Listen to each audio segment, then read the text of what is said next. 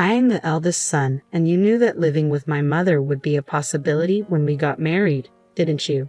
You never mentioned that when we first tied the knot. My husband Robert had moved in with my mother-in-law earlier than his sister, and after selling his family home, he left me with the sole responsibility of taking care of her. I'm a stay-at-home wife, and he must have planned this for a long time. My name is Laura, and I'm a 46-year-old housewife. Robert is 44 and works for a decent company as a subsection manager, often boasting about his Ivy League education. We have 2 sons, making us a family of 4. But now, with our youngest son having graduated from college this summer and moved out, my husband has started acting on his own. We're going to take in my mom soon, he declared. Hearing this for the first time, I was shocked. My mother-in-law lost her husband, my father-in-law, last year.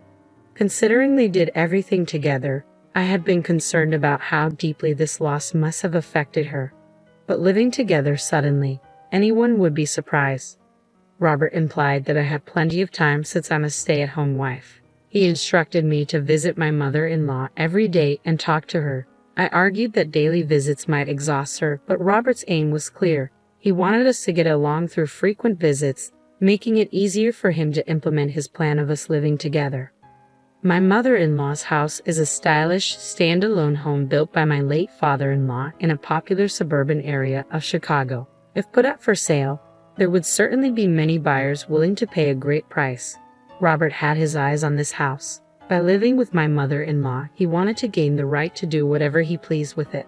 A few days later, Robert came home looking irritated. Apparently, his sister had contacted him. "You have been visiting my mom, haven't you?"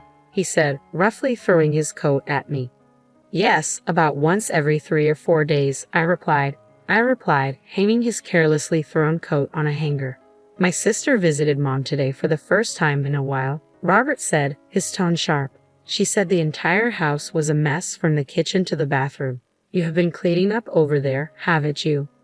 I was irritated by his insinuation that I might be lounging around and snacking while visiting my mother-in-law.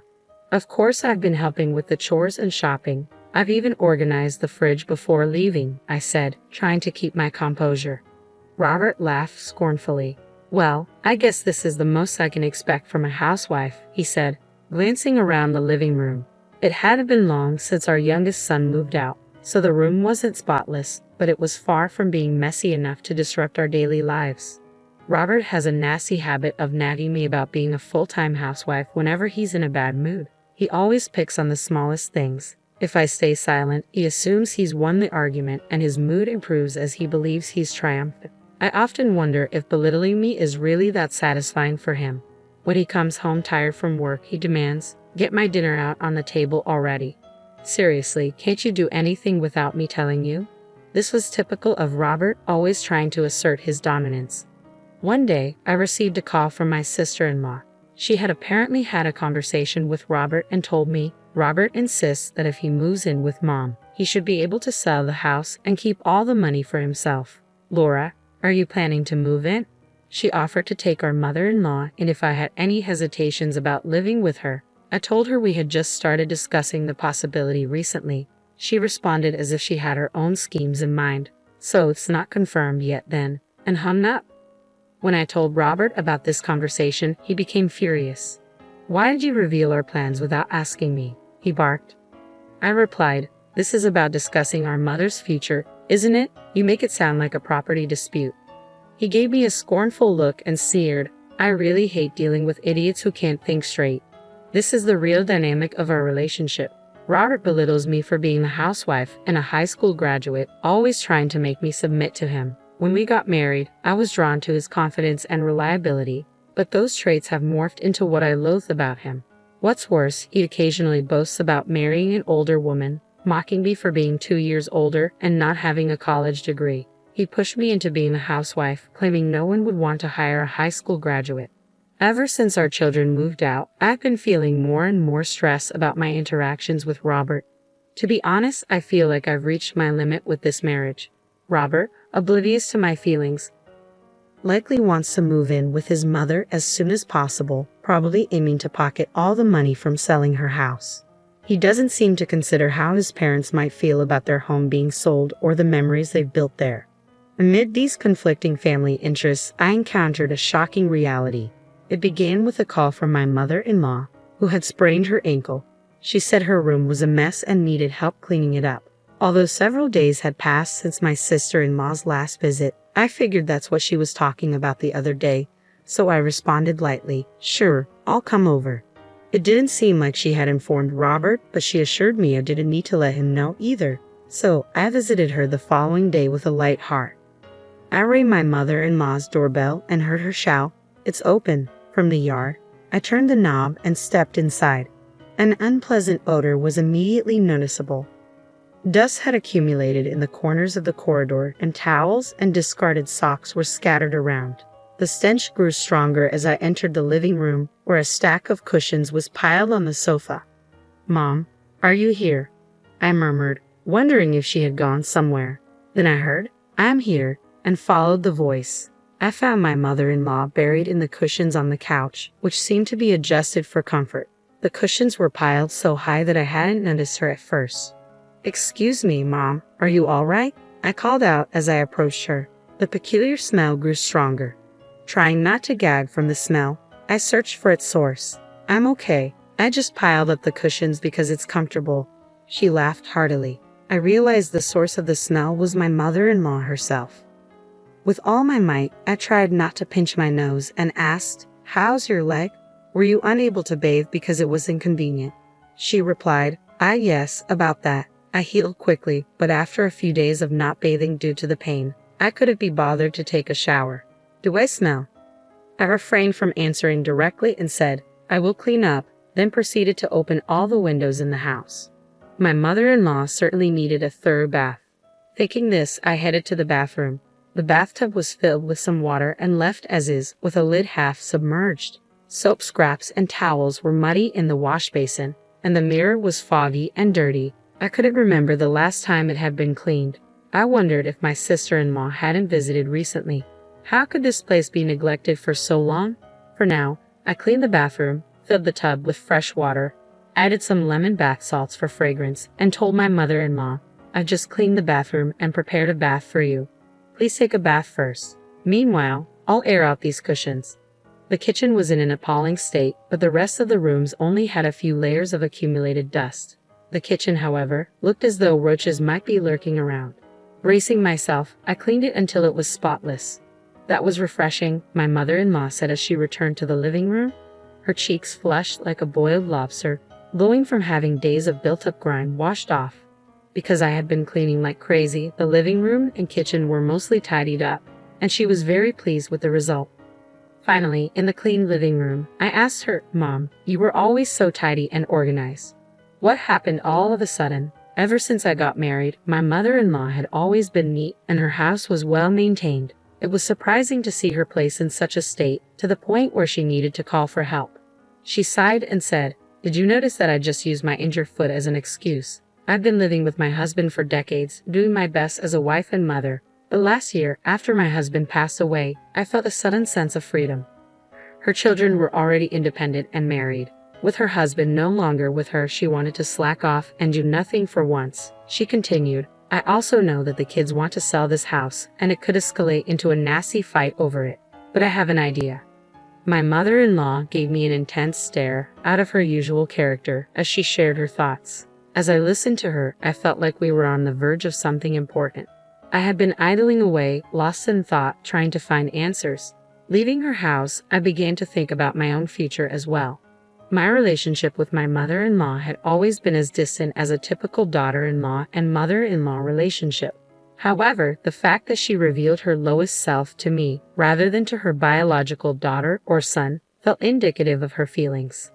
Days passed without sharing this incident with anyone. Then one evening, my husband Robert came home from work and blurted out, "We're going to invite my mom to live with us." As I was watching TV, I asked him to repeat himself. "We're inviting my mom to move in with us." "And what does your mom think?" I asked. "There's no need to ask her," he said. He seemed to think that any parent would be happy if their child offered to have them move in. "You should check with your mom first instead of just making decisions on your own," I suggested. In response, he smirked and turned around. What a high and mighty thing to say for a stay-at-home wife. Don't forget, if you can't obey what I say, divorce is always on the table. Seeing his face, I felt at my wit's end. He knew that, as a housewife nearing my 50s, I wouldn't be able to make it on my own if we divorced, which is why he was threatening me. He was attempting to stir up my anxiety and manipulate me at his will. But I had an unexpected savior, and unbeknownst to my husband, my life was about to take a dramatic turn. I ignored his provocative comment, finished dinner, and went to bed. My husband, feeling that he had completely cornered me with his divorce threat, was in a good mood. He was probably thinking of inviting his mother as planned, sweet-talking her into selling her house, and pocketing all the money for himself. The next morning, however, everything changed. I packed my belongings and left the house. When Robert came home to find an empty house, he seemed startled and began calling me incessantly. I read his incoming messages without responding, just to ensure he wouldn't cause any trouble by reporting me to the police.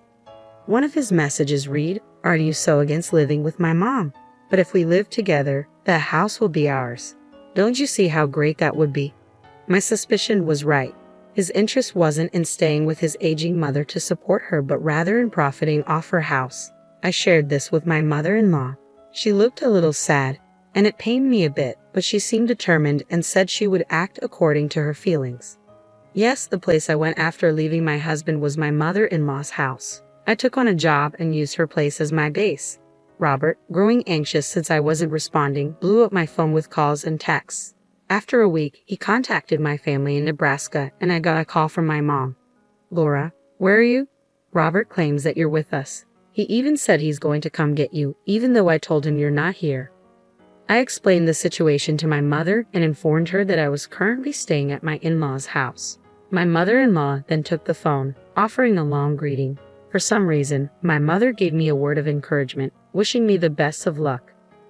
Eventually, my mother-in-law said, "It's about time," and that night she called my husband. Robert was surprised to learn from his own mother that I was not at my parents' house and immediately came over. Leaving the house so abruptly, "I had no idea you were at Mom's. What's this about?"